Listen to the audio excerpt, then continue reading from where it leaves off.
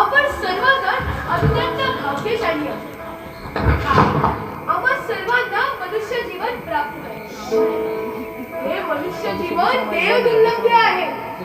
म्हणजे देवी देवता सुद्धा मनुष्य योनी प्राप्त व्हायची प्रार्थना भगवंताकडे सदैव करत असतात. नारायण नारायण. दुसरा उपदेश आहे की या श्री कृष्ण पूजन उत्सवाच्या निमित्ताने तुम्हाला संत सत्संग प्राप्त झाले आहे, जो या कलियुगात अत्यंत दुर्मिळ आहे. तिसरा उपदेश आहे की आता हे दोन्ही मनुष्य जीवन व संत सत्संग मिळाल्यानंतर जर तुम्हाला मनुष्य जीवन सार्थक करायचे आहे तर या कलियुगात मात्र एकच उपाय, म्हणजे हरिनाम.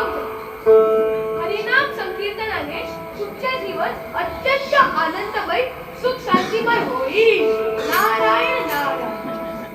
चला तर आता आपण सर्वजण हरिनाम जप संकीर्तन करूया आणि या कार्यक्रमाची सांगता करूया.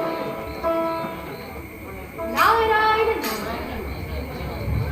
हरे कृष्णा हरे कृष्णा कृष्णा कृष्णा हरे हरे हरे राम हरे राम